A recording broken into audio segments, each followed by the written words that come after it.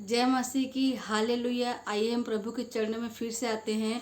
अभी हम मत्ती के 9वें वचन में पहुंच गए हैं, जो जिसका शीर्षक है लकवे के रोगी को चंगा करना। मैं पढ़ती हूँ, आप भी अपने बाइबल में पढ़िएगा। 9वें के पहले वचन में लिखा है, फिर वह नाव पर चढ़कर पार गया। मतलब यीशु मसीह नाव पर चढ़कर पार चले गए। उसके बाद लिखा और अपने नगर में आया। मतलब नाव पर चढ़कर पार चले गए और अपने नगर में आए। 2 में लिखा है, और देखो कई लोग लकवा के एक रोगी को खाट पर रखकर। मतलब देखते हैं कि कई लोग लकवे के एक रोगी को खाट पर रखकर उसके पास लाया। मतलब लकवे के एक रोगी को खाट पर रखे, क्योंकि वो चल नहीं सकता था, तो खाट पर रखे, उसको उठाए 4 लोग और यीशु मसीह के पास लेकर आए। उसके बाद लिखा, यीशु ने उनका विश्वास देखकर, मतलब उन लोगों के विश्वास को देखकर कि ये लोग किस कदर इससे प्यार करते कि ये चल नहीं सकता, तो इसको खटिए मतलब खाट में लेके मेरे पास लाए। तो उस लकवे के रोगी से कहा, हे पुत्र, ढांढस बांध, तेरे पाप क्षमा हुए। मतलब यीशु मसीह ने उस लकवे के रोगी को तो देखा, पर साथ में जो उनके साथ थे उनके विश्वास को देख के यीशु मसीह ने बोला, हे पुत्र, ढांढस बांध। मतलब उस लकवे के रोगी को कहा कि पुत्र, तू ढांढस बांध, तेरे पाप क्षमा हुए। मतलब तेरे पाप को मैं क्षमा करता हूँ। उसके बाद 3 में लिखा है, उस पर कई शास्त्रियों ने सोचा, यह तो परमेश्वर की निंदा करता है। मतलब पाप क्षमा करने का हक सिर्फ परमेश्वर को है, पर यीशु मसीह तो मनुष्य के रूप का धारण करके आए, तो वो बोलते हैं कि तू परमेश्वर की निंदा करता है, क्योंकि तू पाप कैसे क्षमा कर सकता है। उसके बाद 4 में यीशु ने उनके मन की बात जानकर कहा। मतलब यीशु मसीह परमेश्वर के इकलौते पुत्र हैं और यीशु मसीह को हमारे मन की बातों को जानने का हक है, अधिकार है। तुम लोग अपने अपने मन में बुरा विचार क्यों कर रहे हो। मतलब यीशु मसीह उनके मन की बात को जान के कहते हैं कि तुम लोग अपने मन में बुरा विचार क्यों कर रहे हो।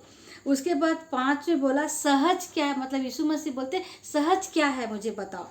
यह कहना तेरे पाप क्षमा हुए, या यह कहना कि उठ और चल फिर। यीशु मसीह बोलते कि दोनों में से कौन सा चीज़ सहज कहना है, कि तेरे पाप क्षमा हुए या उठ और चल फिर। 6वें में बोलते, परंतु इसलिए कि तुम जान लो कि मनुष्य के पुत्र को पृथ्वी पर पाप क्षमा करने का अधिकार है।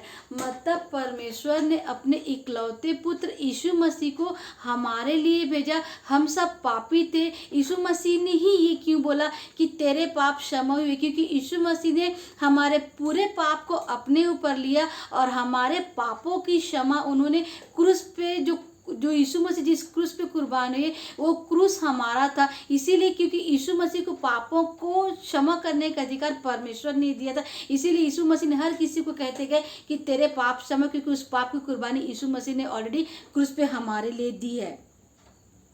उसके बाद लिखा है, तब उसने लकवे के रोगी से कहा। उसके बाद यीशु मसीह ने कहा कि मनुष्य के पुत्र को पापों की क्षमा करने का अधिकार है। फिर उन्होंने लकवे के रोगी से कहा, उठ, अपनी खाट उठा और अपने घर चला जा। मतलब बोले कि पाप क्षमा मैं कर सकता हूँ। लकवे के रोगी को बोले, उठ, अपनी खाट उठा और अपना घर चला जा। वह उठकर अपने घर चला गया। मतलब लकवे का रोगी अपना खाट उठाया और अपना घर चला गया। लोग यह देखकर डर गए और परमेश्वर की महिमा करने लगे। मतलब यीशु मसीह तो मनुष्य का रूप धारण करके आए थे, पर उनको अधिकार मिला था कि मनुष्यों के पाप को यीशु मसीह क्षमा करेंगे। उसके बदले हमारे पापों के लिए क्रूस पे कुर्बान हो गए और लोग डर गए और परमेश्वर की महिमा करने लगे, जिसने मनुष्यों को ऐसा अधिकार दिया। मतलब परमेश्वर एक मनुष्य के पुत्र बन के आए। आज हम यीशु मसीह के वचनों को फॉलो करते तो हम तो शून्य पर तारीफ करते यीशु मसीह की। यदि हम प्रार्थना करते तो तारीफ करते खुदावन की हमारे प्रार्थना में आप उतरते हो।